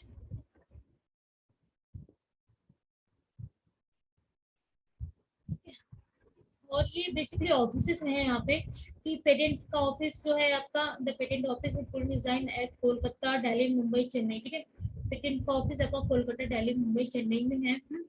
ट्रेडमार्क का भी सेम है, कलकत्ता, दिल्ली, मुंबई, चेन्नई, अहमदाबाद में है। ठीक है, और आपका जो रोटेकल इंडिकेटर का है चेन्नई में। ठीक है, आपका पेटेंट जो इंफॉर्मेशन सिस्टम का जो हेड है वो नागपुर में है। ये क्वेश्चन आता है, नागपुर पेटेंट का ऑफिस कहाँ है, ये क्वेश्चन मैंने कई बार देखा है एग्जाम में पूछा गया है। ठीक है, इसका क्वेश्चन नागपुर का क्वेश्चन अक्सर रहता है ना। तो ये आपके कुछ ऑफिस हैं, ये पूछे नहीं जाएंगे, बस ऐसे मैंने थोड़ा सा बता दिया कि ये यहाँ पर सिचुएटेड है, ठीक है। और आपके देश से इससे क्वेश्चन बनते हैं कि वर्ल्ड इंटेलेक्चुअल प्रॉपर्टी राइट कहाँ कब आता है, या फिर आपका कॉपीराइट डे कब आता है। तो यहाँ पे कुछ कन्वेंशंस है, ये बहुत इंपॉर्टेंट है, इससे क्वेश्चंस बनते हैं, तो इसे आप नोट डाउन कर लीजिएगा, बहुत इंपॉर्टेंट है कि ये क्वेश्चन बनते हैं। One convention for protection of literary and artistic work, ये कब हुई थी? तो ये 1886 में हुई थी, जेनेवा स्विट्जरलैंड में, ठीक है। वो 1867 में आपके आईपीआर की हुई थी, जो आपको पहले पढ़ाई, वो भी सही, ये भी सही, कोई गलत नहीं है, ठीक है। आप लोग घबराइएगा, वो वहाँ पे 67 पढ़ा था, यहाँ पे 86 पढ़ रहा है, ठीक है। तो पहली कन्वेंशन 86 में हुई थी। तो ये क्वेश्चन अक्सर पूछा जाता है कि कन्वेंशन से क्वेश्चन बनता ही है, ठीक है। तो ये इम्पोर्टेंट है, एक एक लाइन इम्पोर्टेंट है इन सबकी, ओके। आपका यूनिवर्सल कॉपीराइट कन्वेंशन कब हुई थी? 1952 में हुई थी, ठीक है। वर्ल्ड इंटेलेक्चुअल कॉपीराइट एक्ट कब पारित हुआ था? जुलाई 40, मैंने बताया था ना आपको, ये जो अभी 67 की बात करेगी ना, तो यही 67 का है कि वर्ल्ड इंटेलेक्चुअल कॉपीराइट का है, और ये आपका लिटरेरी एंड आर्टिस्टिक वर्क के लिए है, ठीक है। ये सबसे पहले 1886 में आया था, मतलब पहली जो इंटेलेक्चुअल प्रॉपर्टी राइट के लिए हुई थी, और इसके बाद आपकी 14 जुलाई 1967 में हुई थी, जेनेवा में, स्विट्जरलैंड, ठीक है। जिसमें बात कही गई थी कि वर्ल्ड लेवल पे कि कोई भी यूज नहीं कर सकता किसी भी एक कृति को, किसी ऑथर की वर्ल्ड लेवल पे कोई भी दूसरा यूज नहीं कर सकता, ठीक है। और digital millennium act, millennium copyright act, जो कि डिजिटल मटेरियल के लिए था, है ना, जो मैंने आपको भी बताया था, है ना, जिसमें आपको डिजिटल कोई भी कंटेंट है आप यूज नहीं कर सकते, अगर करते हो तो इसके अंतर्गत कुछ रूल्स है, उसके अकॉर्डिंग आप यूज करोगे, है ना। ऐसा नहीं कि डिजिटल आपके पास नेट है और आपके पास मतलब यूज करके आप डाउनलोड कर लिए, तो पॉसिबल नहीं है, उसके लिए भी कुछ रूल्स हैं, है ना।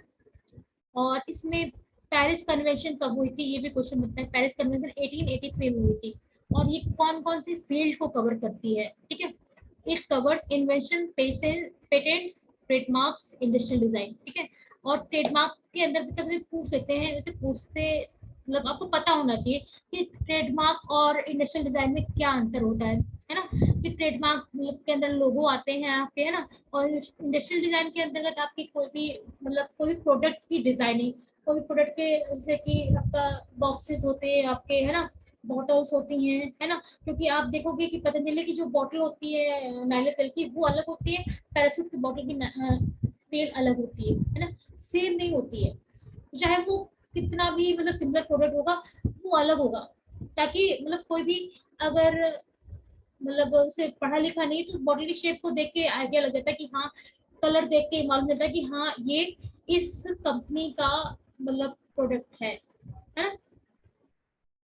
तो वो चीजें आपकी इंडस्ट्रियल डिजाइन के अंतर्गत आती है। साइज हो गया, है ना, और आपका डिजाइन हो गया, वो आपका इंडस्ट्रियल डिजाइन के अंतर्गत आती है। शेप हो गया, है ना, तो वो आपका इंडस्ट्रियल डिजाइन के अंतर्गत आता है। और ट्रेडमार्क में लोगो हो गया, वो आपकी चीजें आती है, ठीक है। किसी का लोगो, किसी कंपनी का, इंस्टीट्यूट का लोगो, वो आपका इंडस्ट्रियल सॉरी ट्रेडमार्क के अंतर्गत आता है, ठीक है।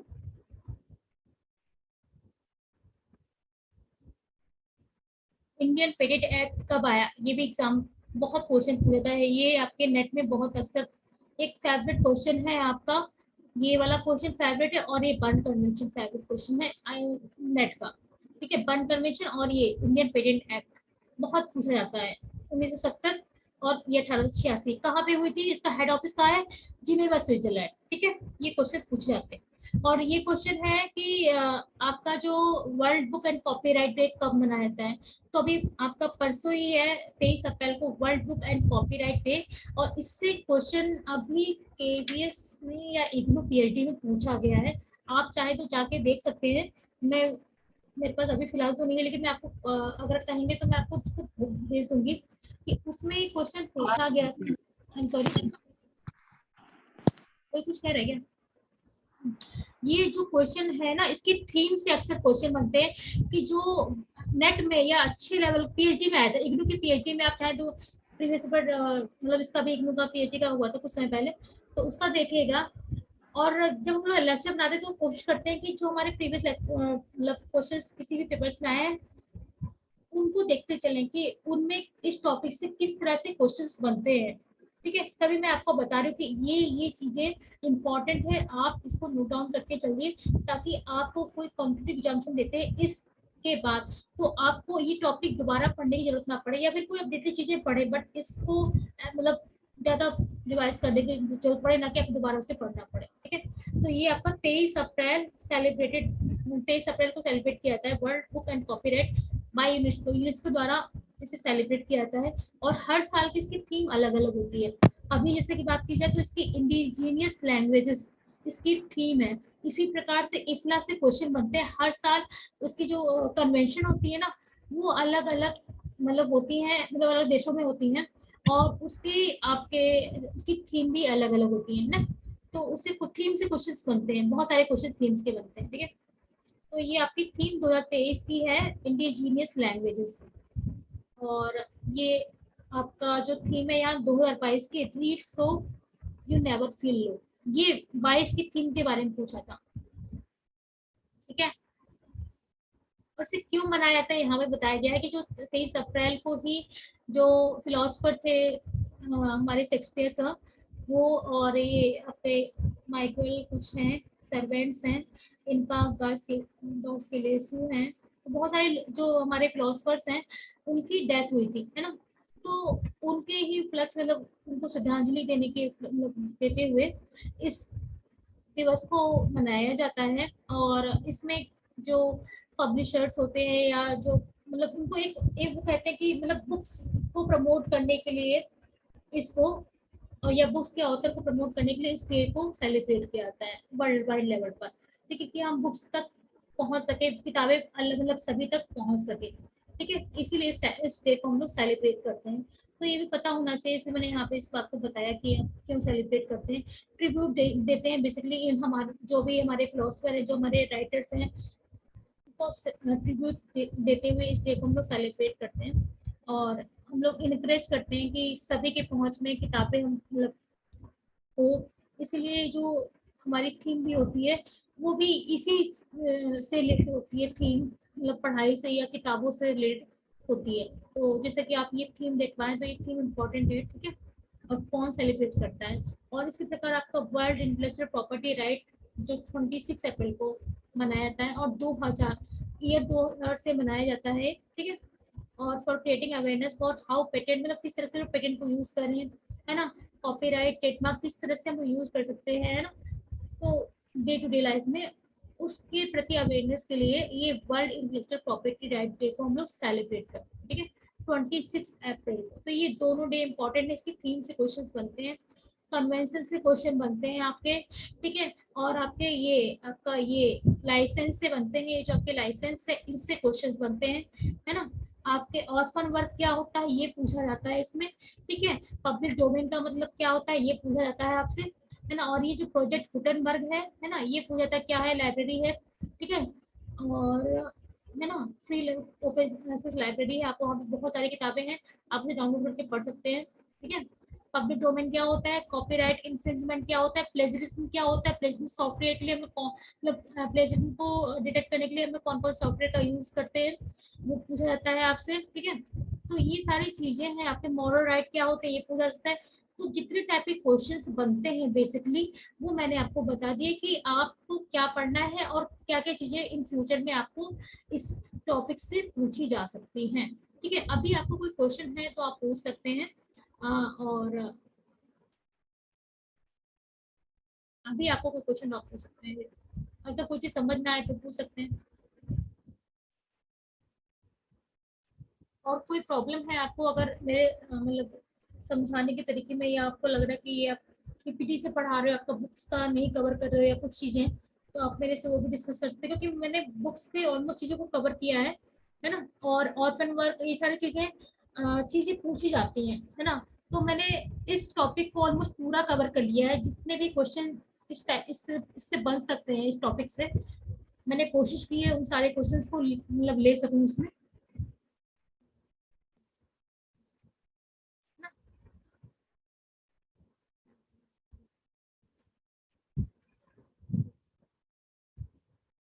ठीक है, हेलो। कोई क्वेरी है, किसी को कुछ डाउट है, किसी को कुछ चीज अगर समझ नहीं आया तो आप पूछ मैम सकते हैं। हाँ हाँ हाँ बताइए। मैम ये प्रॉपर्टीज से आपने बता दिया, तो टू टाइप्स की प्रॉपर्टीज प्रॉपर्टीज हमने मतलब ये देखिए प्रॉपर्टीज अगर हम स्टार्टिंग से बात करें कि पहले प्रॉपर्टीज इंटेलेक्चुअल प्रॉपर्टीज कहाँ से शुरुआत हुई है ना, तो प्रॉपर्टीज का ही आगे का रूप है। प्रॉपर्टीज पहले हम लोगों ने की कि प्रॉपर्टीज को टेंजिबल और इनटेंजिबल में डिवाइड किया हमने, ठीक है। फिर उसके बाद हमारा टेंजिबल को भी दो पार्ट में डिवाइड किया, मूवेबल और इमूवेबल, है ना। और इंटेंजिबल, टेंजिबल मतलब कि जो टच कर सकते हैं, और इंटेंजिबल मतलब नहीं टच कर सकते, यानी कि हमारे जो बुद्धि से जो भी चीजें हम अर्जित करते हैं, क्योंकि बहुत सारे मतलब एक तो हमारे पास प्रॉपर्टी होती है और एक हम अपनी कमा के करते हैं ना, एक बुद्धि से कमाते हैं, है ना। तो वो जो भी हम चीजें बुद्धि से कमाते हैं वो हमारी इंटेलेक्चुअल प्रॉपर्टी कहलाती है बेसिकली। ओके। हाँ, तो ये मतलब मोटे रूप से समझने का प्रयास है कि प्रॉपर्टी को पहले हमने किया डिवाइड, है ना, फिर उसको बताया कि प्रॉपर्टीज को, फिर उसके बाद इंटेंजिबल के अंदर हमारी इंटेलेक्चुअल प्रॉपर्टी आती है, ठीक है। उसके अंदर भी हमारे इंडस्ट्रियल और कॉपीराइटेड अलग अलग चीजें होती है, ठीक है। फिर हमने आईपीआर को कितने भागों में विभाजित किया है वो बताया, ठीक है। Okay ma'am.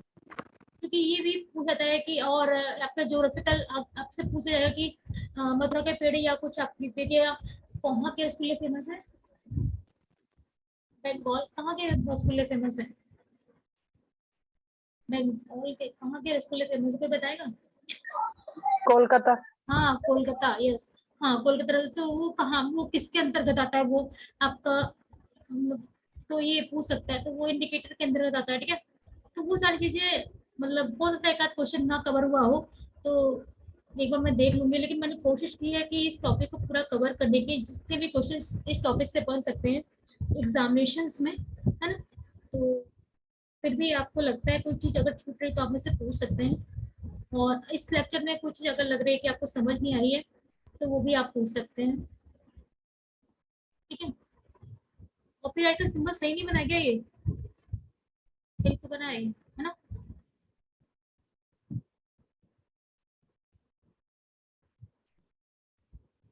कोई क्वेश्चन नहीं है ना। हेलो हेलो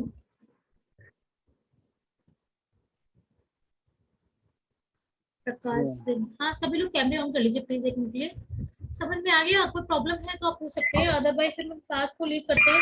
और हेलो, और एक चीज और, आप देखिए इस बुक में ऑलमोस्ट चीजों के लेक्चर्स बने हुए हैं। इस BLS 101 में foundation of library and information science का आपका लेक्चर ऑलरेडी दिया हुआ है, ठीक है। आपका 5 लॉज का मैंने बनाया हुआ है, ठीक है। आपका टाइप्स ऑफ लाइब्रेरी का भी बना हुआ है इस पे, है ना। एथिक्स का भी बना हुआ है ना। जो जो टॉपिक्स इम्पोर्टेंट है, मतलब लगता है कि कवर, देखो इसमें मैं कौन से टॉपिक्स है आपका, देखिए पुस्तकालय में परिभाषा, जो पहली यूनिट है वो समाज की अवधारणा है और विशेषता है, सूचना समाज की अवधारणा है, इकाई 2, ठीक है। तो ये आपका कवर है। पुस्तकालय के 5 बहुत इंपॉर्टेंट है वो कवर है, ठीक है। आपका केवल क्या कवर नहीं है इसमें, जो ऑर्गेनाइजेशन है आपकी, जो एसोसिएशन है वो कंप्लीट नहीं है, नेपलिस कंप्लीट नहीं है, ठीक है। दो चीजें कंप्लीट नहीं है, पब्लिक लाइब्रेरी कंप्लीट नहीं है, पब्लिक लाइब्रेरी एक्ट, है ना। और आपके कुछ ये RRRLF और निस्केयर, ठीक है। और मोस्टली चीजें आपकी कवर हैं जो कि इंपॉर्टेंट टॉपिक्स है, ठीक है। आप उनको जो टॉपिक्स कवर है वो प्लीज पढ़ लीजिएगा। और बाकी आपको जिसमें इन मुझे जो भी रिमेनिंग टॉपिक जिस पे लेक्चर्स नहीं बने वो आप मुझे बता दीजिए कि आप उस पे लेक्चर्स मतलब मुझे प्रोवाइड कराइए, ठीक है। क्योंकि मैं करूंगी तो फिर इसमें मेरे हिसाब से तो सभी चीज कंप्लीट हो गई, क्योंकि एसोसिएशन तो थ्योरेटिकल पार्ट है, आपको पढ़ना पड़ेगा। RRL की मैं वेबसाइट पे लेके जाऊंगी, आप उससे मैं डायरेक्टली आपको पढ़ाऊंगी। बहुत सिंपल है, बहुत इंपॉर्टेंट टॉपिक है। निस्केयर इंपॉर्टेंट है, निस्केयर के डेटाबेस के बारे में पूछा जाता है, जैसे कि निप्सी क्या है, ठीक है। तो आपकी ट्रांसलेशन सर्विसेज भी वो प्रोवाइड कराता है, ठीक है। ILA के बारे में पूछा जाता है, तो वो सारी चीजें मैं आपको उसी वेबसाइट से पढ़ाऊंगी, ठीक है। और आपकी जो पब्लिक लाइब्रेरी एक्ट है वो 18 अभी तक है, और इससे भी क्वेश्चंस बनते हैं, तो उसकी एक शॉर्ट टिक है, तो वो एक लेक्चर में, वो एक लेक्चर क्या वो 10-15 मिनट लगे तो उसको कवर करा लेंगे, ठीक है। और कोई किसी को क्वेश्चन है या फिर कोई भी, अगर आप किसी पर्टिकुलर टॉपिक पे चाहते हो तो बता दो, अदरवाइज फिर हम लोग मैनेजमेंट का स्टार्ट करेंगे एक क्लास के बाद, ठीक है, क्योंकि ऑलमोस्ट चीजें कवर है इसमें, बहुत ज्यादा कवर नहीं करने की जरूरत है मुझे लगता है। किसी ने पढ़ा इसमें, या किसी को कोई मतलब पढ़ाने का तरीके में कोई प्रॉब्लम है, या जो भी चीजें आप बिल्कुल बेझिझक बोल सकते हैं, क्योंकि अभी आप नहीं बताओगे तो मुझे प्रॉब्लम पता नहीं चलेगी, है ना, फिर वो सेम चीजें होंगी। अमनदीप, फूली, पूनम, पूनम ग्वाल, पूनम आपका सरनेम ग्वाल है, अग्रवाल लिखा होगी, ग्वाल भी कोई सरनेम मतलब। हेलो पूनम, आप लोग कैमरा ऑन कर लिया कीजिए ताकि मुझे समझ आए कि आप लोग सुन रहे हैं या नहीं सुन रहे हैं, है ना। यस गौरव, क्लियर हो। मैं आप लोग अभी जो भी, क्योंकि इससे मैं क्वेश्चंस जितने मैंने चीजें पढ़ाई, जो जिससे मैंने आपको हाईलाइट करके बताई भी है कि ये पॉइंट से क्वेश्चंस बनेंगे, आपसे मैं नेक्स्ट क्लास में पूछूंगी क्योंकि वो इम्पोर्टेंट है ना। तो आप लोग अभी जो भी आंसर मुझसे नहीं पूछ रहे हैं, जो क्वेश्चन मुझसे नहीं पूछ रहे हैं, या जो मुझे आंसर नहीं दे रहे हैं ना, तो वो नेक्स्ट क्लास में ध्यान रखिएगा कि आपकी क्लास से पहले कम से कम 5 मिनट पहले मैं आपसे क्वेश्चन पुटअप करूंगी कि आप मतलब जो मेहनत कर रहे हैं हम लोग साथ में, वो एटलीस्ट उसका कोई फायदा हो रहा है कि नहीं हो रहा है ना। तो आप उसको याद करके आएंगे, आईपीआर एक्ट कब आया, है ना, इसका मतलब क्या होता है, कितने टाइप्स के होते हैं ना, और इसकी थीम वगैरह से क्वेश्चन बनते, तो उसको हमेशा तैयार करिएगा। और जैसे मैंने आपको जब पीपीटी में पढ़ाई थी इंडस्ट्रियल प्रोग्राम में, तो मैंने आपको बताया था कि आपको अपडेटेड मतलब इंफॉर्मेशन आपको पढ़नी होती है। तो जैसे कि यहाँ पे थीम्स की बात की जाए तो ये आज इम्पोर्टेंट है क्योंकि ये लेटेस्ट है, अपडेटेड है कि 23 की। लेकिन अगर आप 24 में पेपर देते हो तो ये आपको फिर दोबारा जाके उसकी वेबसाइट पे पढ़नी पड़ेगी, है ना। तो इसी प्रकार से आपको अपडेटेड अपने आप को करना पड़ेगा उसकी वेबसाइट पे जाके, अगर थीम से क्वेश्चंस बनते हैं। और कोई भी एग्जामिनेशन ऐसा नहीं होता जिसमें डे से और थीम से क्वेश्चन ना पूछ, चाहे एक ही क्वेश्चन पूछेंगे बट डे और थीम से क्वेश्चन बनते ही बनते हैं। आप कोई भी केवीएस का या कोई भी पेपर उठा के देख लीजिए लाइब्रेरी साइंस का, और लाइब्रेरी साइंस के पेपर्स कहाँ से मिल जाएंगे आपको मैं बता दूंगी, ठीक है। तो अभी के लिए इतना ही रखते हैं। और सर्च लीजिए अपना, मुझे कैमरा ऑन कीजिए प्लीज, आप 1 मिनट में आपको देखना चाहती हूँ। सरस्वती, मैम मैंने किया था बट इसमें कुछ प्रॉब्लम हो रही है, हो नहीं रहा है। आपकी तरफ से बहुत सारी आवाजें आ रही थी, बहुत सारे मतलब डिस्टरबेंस हो रही थी आपकी तरफ से, इसीलिए मैं पूछ रही हाँ थी मैम, मैंने। मेरे फोन में कुछ प्रॉब्लम हो रही थी मैम, इसलिए ना वो म्यूट नहीं हो रहा था, और बच्चे हैं मेरे छोटे तो वो परेशान कर रहे थे मैम, सॉरी अच्छा, मैम। कोई नहीं, सॉरी वाली बात नहीं, मतलब मैं चाह रही थी ना कि आपको, मैंने शायद मैंने देखा नहीं था, मैंने सोची थी कि आपको क्वेरीज है या आप सुन पा रहे हो कि मतलब आपने मतलब फोर्सफुली आप एक क्लास ज्वाइन करने को मैंने बोला इसलिए ज्वाइन किया, है ना, क्योंकि देखो नहीं जब, मैम, नहीं हाँ फोर्सफुली नहीं किया हाँ मैम। हाँ, क्योंकि जब तक अगर आप मन से करोगे तभी आप सीख पाओगे, और ना ऐसा कोई हाँ जी, हाँ मतलब, है जी। ना, ठीक है। हाँ तो जी। यस, तो ठीक है, आपको कोई क्वेश्चन नहीं है तो फिर हम लोग फिर नेक्स्ट क्लास में मिलते हैं। और ओके मैम। है ना, और आप लोग जितने चैप्टर्स हो चुके हैं, इसके जितने भी लेक्चर्स आपके पास वीडियो फॉर्म में अवेलेबल हैं, आप उन्हें देखिए। और आपको लगता है कि कोई पॉइंट नहीं सही से मुझे समझ में आया है तो आप मुझे वो पॉइंट बता सकते हैं। जैसे कि मुझे किसी ने पूछा था कि 5 लॉज ऑफ लाइब्रेरी साइंस में बुक में मैं पढ़ रही थी, तो मेरा मुझे एक क्लियर नहीं हुआ, तो उसके लिए मैं बता दूं, मुझे नाम एक्चुअली मुझे याद नहीं आ रहा किसका नाम था वो, है ना। तो वो चीजें अगर आपके पास 5 लॉज ऑफ लाइब्रेरी साइंस आपको नहीं, इसमें बुक में कुछ चीजें नहीं मिल रही हैं, तो मैंने 5 लॉज ऑफ लाइब्रेरी साइंस का एक बहुत अच्छा लेक्चर डिटेल में लिया हुआ है। 5 लॉज को इंडिविजुअली अलग अलग लॉ को बहुत अच्छे से एक्सप्लेन किया हुआ है, आप उसे देखिए, है ना। और साथ में अगर रंगनाथन सर से रिलेटेड कोई भी आपको क्वेश्चन है कि वो कहाँ गए शिक्षा प्राप्त करने के लिए या उनके गुरु का नाम क्या था, तो उनकी बायोग्राफी पे लेक्चर मैंने बनाया हुआ है। उनकी बायोग्राफी आप देख लेंगे, 2 लेक्चर्स हैं, है ना, वीडियो ऑडियो दोनों फॉर्म में है, वो चैनल पे अवेलेबल है, आप जो मैंने कल जिस पे अपलोड किया था। तो biographies of Ranganathan sir part 1 part 2, उसको आप देख लेंगे तो रंगनाथन सर से जितने भी बुक्स हैं उनकी, या जितने भी उनके मतलब उन्होंने कैनन्स दिए या प्रिंसिपल्स दिए, उन सबको कवर किया गया, उनकी मतलब उनकी पूरी बायोग्राफी को कवर किया गया कि वो उनकी शिक्षा हुई, उनके माता पिता कौन थे, उनके 2 गुरु थे, ठीक है। तो वो सबको मैंने कवर किया है, तो उसको देख लीजिएगा। अगर आपको कोई क्वेश्चन नहीं मिल रहा है फर्दर, अगर कोई प्रॉब्लम है तो आप मुझसे पूछ सकते हैं, ठीक है। तो फिर थैंक यू क्लास, और फिर मिलते हैं नेक्स्ट क्लास में। Okay, thank you so much class. Okay, bye. Thank you ma'am. Thank you, ma'am. Thank you ma'am. ये Thank you. फुल NCSA का full form, what is NCSA full? NCSA है ना, Yes, ma'am. Non Yes, ma'am. Commercial share alike है उसमें। Non commercial share alike. Okay. उसमें non commercial में कि आप नॉन कॉमर्शियली यूज नहीं कर सकते है ना, मतलब नॉन कॉमर्शियल में कि आप कॉमर्शियली यूज नहीं कर सकते, नॉन कॉमर्शियल यूज कर सकते हैं, कि अपने पर्सनल यूज के लिए कर सकते हैं उसको, है ना। उसका मतलब उसको प्रिंट आउट निकाल के आप उसको बेच नहीं सकते हैं, है ना, या किसी को दे नहीं सकते, उसे डिस्ट्रीब्यूट नहीं कर सकते, तो वो हमारी नॉन कॉमर्शियल के अंतर्गत आती है। और शेयर अलाइक का मतलब ये होता है कि आपने उसमें कोई भी थोड़ा बहुत मॉडिफिकेशन किया या कोई भी मिक्स की चीजों को, और उसको अपने नाम के हिसाब से पब्लिश नहीं करना, उसी पब्लिक डोमेन में आपको पब्लिश करना है, या उसी के जो आपका शेयर अलाइक उसी तरह आपको शेयर करना है उस चीज को, तो वो आपका शेयर अलाइक कहलाता है। तो ये आपके लाइसेंस के फुल फॉर्म कभी कभी पूछ लिए जाते हैं, इसका मतलब क्या होता है, या एग्जांपल के थ्रू वो आपके ऑप्शन में इस तरह की चीजें रखता है, जैसे मैंने अभी आपको बताई, तो उससे क्वेश्चन बनते हैं। तो आपके ये लाइसेंस से क्वेश्चन बनते हैं, डेज से बनते हैं, एक्ट से बनते हैं, और जो एक हमने आपको कुछ उसके मतलब कुछ वर्ड्स यूज किए जाते हैं, है ना, जैसे कि आपका ऑर्फन वर्क क्या होता है ना, तो ऑर्फन वर्क क्या होता है ये पूछ लिया जाता है, तो वो सारी चीजें से क्वेश्चन बनते हैं, तो वो मैंने आपको डिस्कस की। और कोई क्वेरी है किसी को? ऑर्फन वर्क से क्वेश्चन बनते हैं, या ऑर्फन वर्क क्या होता है, Okay. है ना, Thank you. ठीक है। Thank you Priyanka. Thank you, ma'am. Yes, किसी का ऑडियो कनेक्ट हो रहा है अभी, मैं वेट कर लेती हूँ एक मिनट, किसी को कोई क्वेश्चन है, देन अदरवाइज मैं लीव करूँ।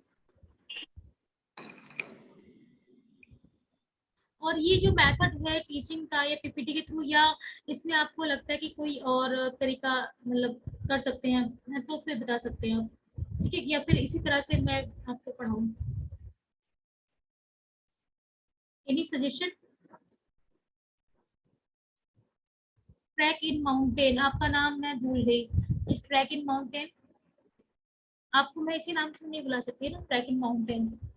यस, आपका नाम, आपका माइक ऑफ है, आई थिंक आशीष कुमार है क्या? यस, आप आशीष कुमार हैं? ट्रैक इन माउंटेन नाम बताया जी मैम। आपका। चंद्रशेखर, ओके, आपने अभी रिनेम किया होगा ना, ओके ओके, ठीक है ठीक है, ओके। ऐसे क्लास एक दो क्लास करेंगे तभी आप लोग के नाम याद होंगे, ऐसे मुझे आपके लोग के नाम नहीं याद होंगे, ठीक है। ओके, थैंक यू क्लास, अगर कोई सजेशन है तो आप दे सकते हैं, अदरवाइज फिर हम लीव करते हैं, ठीक है।